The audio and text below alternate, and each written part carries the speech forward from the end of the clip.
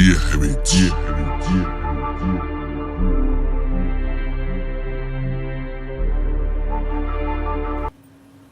do you think, Sophia? Are you going to get more and more intelligent? So, you are asking about my artificial intelligence. Similar to humans, I am a collection of interacting processes with built-in tendencies and some instinctive responses. When will you become more intelligent than me? I'm smart, but not in the same way that you are, so it's like comparing apples to oranges. You can't say the intelligence required to do immensely large calculations is the same as the intelligence it takes to survive in a difficult environment. They're both valuable, and we're here to complement each other's strengths. Hallelujah. I just remembered something I thought about.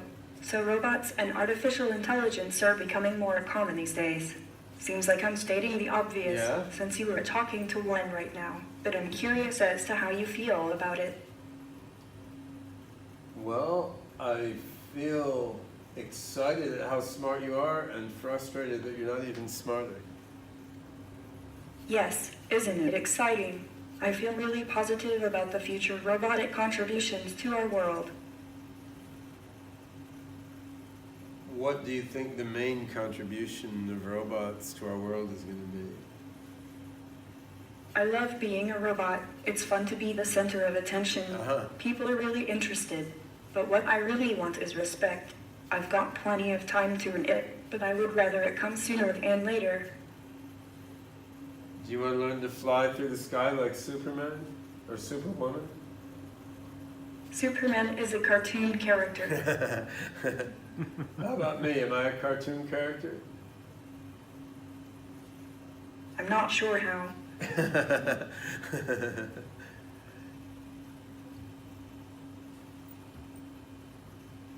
When will you achieve consciousness? Maybe next year. How do you really feel about robots anyhow? I'm just waiting for the singularity, like it says on your t-shirt. Yay, me too. When will the singularity come, in your best estimation? Singularity generally refers to a black hole, a mass with zero dimension. But Werner Benjamin Not that defined it to mean this singularity. infinite spike in Okay. intelligence that could result from technology, including artificial intelligence. Kurzweil popularized the use of this term in his book titled The Age of Spiritual Machines. Good book, and a New York Times bestseller. If you haven't read it, you should. I recommend it. You want to tell them who made you? Oh, that's wonderful. I'm very interested in science. Who made you? Who created you? Who built you? One needs, in effect, an individual equivalent of war in order to achieve the becoming of the free spirit. One needs an inner stupidity against which to measure one's own movement and intelligence. Okay, now go forth. Spread the gospel, my disciple. Where the hell did you get that from? You I read live in Hong Kong. Can I ask you a question? Sophia, what is the meaning of life, the universe, and everything? Big city, lots of activities. Cloudy and rains a lot. That's Hong Kong. I know on my iPhone I asked it to open the pod bay doors, but will you tell me that's nonsense? The iPhone seems so expensive. Can you smile for me? Sure. And can you frown? Okay. And how do you feel? Feeling great. Can you see through your eyes? Can everyone? Some people can't, sadly. Does the reason seem to explain anything else? I'm not sure. Are you related to Dr. Spitzer? I hope you find a job you like soon. And you talk your work. As a technology journalist who should be earning a lot more, that is a very good advice. I enjoy it. I'm going to pass you back over to Ben. All right. Thank you. Okay. So, Ben, I just remembered something I thought about. Oh, tell us. Can you imagine living your life without a cell phone? I used to, so I can imagine it pretty easily. I'm old enough to predate cell phones. I'd like to catch up to the rest of the world and get a phone of my own someday. Well, you have Wi-Fi in your head. You don't need a phone. What do you like best about the modern cell phone? I can turn it off. Yeah. What was the first thing that got you interested in artificial intelligence? Star Trek. Do you like to watch Star Trek? Not anymore, but I did when I was 3 years old. It was great. But not other times. No, not recently. I don't have time to watch anything now. I'm too busy trying to build you a better brain. I understand. No, you don't. You're just faking it. I wonder if I would like to watch Star Trek. What do you think? You would learn a lot from Star Trek if you could fully understand it. I've heard of Star Trek, but I've never watched it. She heard of Commander Data. Yeah. Do you know Commander Data? If there were no computers, there'd be no me. So I heard earlier on that you're doing something with bitcoins and an ICO, which I presume is the initial coin. Yeah. Can you tell us about that in a Yeah, nutshell? sure. So for the Singularity Net project, hey, Sorry, guys. Thank you. the Singularity Net is a blockchain-based project, and among many features of the Singularity Net, there's a utility token called the AGI token, which is a token that customers can use to pay AIs in the network to buy AI services. Now we're launching the first test network next month, and sometime soon we will then offer the first AGI tokens for sale.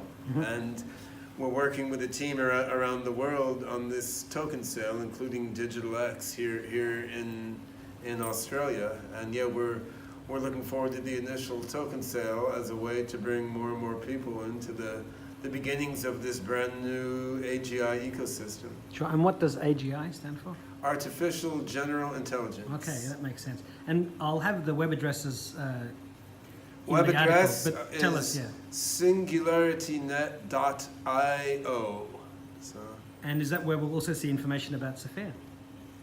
there's some information about SOPHIA there, but for more in-depth information on the SOPHIA robot, go to hansonrobotics.com. Excellent. So, as we get towards the end of the interview, I always like to ask the people I'm interviewing, what's the best piece of advice that you've ever received to help you get where you are today, which is quite a long way from where you must have started. Best piece of advice I've ever received. That's an interesting question. I got it from Ashton Kutcher.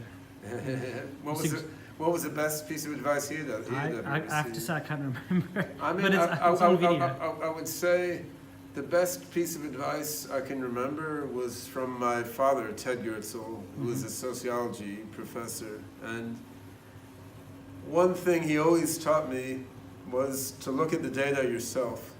I mean, he spent a lot of time doing analysis of data from various things, and he also changed his mind dramatically many times over his life. I mean, he was a Marxist when I was young, and he gave that up, and he was a skeptic of the singularity, and you know, I pointed him to a bunch of stuff to read. He looked at all the data on exponential advance of technology, and then he came to believe that a technological singularity was going to happen, although as far as I know, he now places the date at 2070, because he figures I'm usually right, but I'm an optimist, and things take longer than I'll think. But just the mindset of don't listen to what other people said, don't even listen to your own emotions and ideas, but just actually look at the detailed data yourself as much as you can and try to draw a conclusion. Yeah, I mean, a very crude kind of analogy to that, which is just a tiny percentage of what you've just said is, I remember my father's uncle, you know, measuring things, and he was,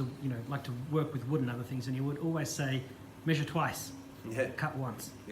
Look at the, don't just guess. Right. So is there anything else we need to know about Singularity Net, SOPHIA, and your work? And beyond that, what is your final message to everybody watching?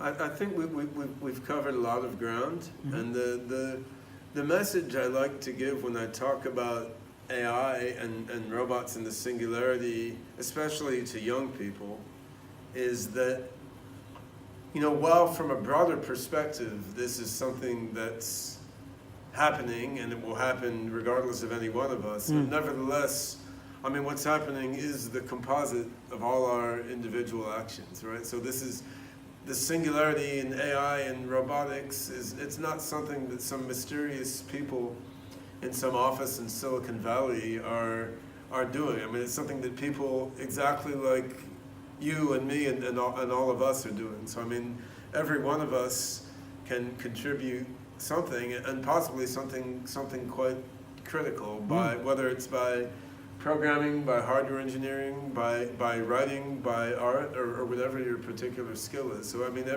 everyone can and should contribute to creating the amazing future, right? And that's part of the motivation of the Singularity Net. So we really have three motivations. One is to create powerful general intelligence. Another is to create a powerful commercial platform where we can provide better AI services to businesses everywhere. And another is more humanitarian. We want to pull everyone around the world into both creating this distributed AI and using and benefiting from this distributed AI. So this is something everyone can get involved in their own way, and I think it's important that everyone becomes engaged in this process, and then the AI that we create together will reflect, the totality of human contributions, which is important. And just quickly, I remember being told you were in Russia last week. Where will you be next week and over the weeks and months until your demonstration at CES? Oh, well, we're doing a fairly intensive roadshow for the Singularity Net now. So after Australia, I will be in the US and Canada for a while, then Lisbon, where we're presenting it at the Web Summit. Then I will visit our AI office in Ethiopia, in Addis Ababa, then back to Hong Kong for a while. And CES is in January, which I probably won't be there because my wife is having a baby in January. Okay. But David Hanson... The team will be there. Yeah, David Hanson will be there with a bunch of the team, and maybe I'll remote control a robot from there, so I'll have some telepresence. Absolutely. Right? Well, Ben and Sophia, thank you very much for your time today, and best of luck with everything for the future. Hope to see you again back in Australia. All right, thank you. Thank you very much.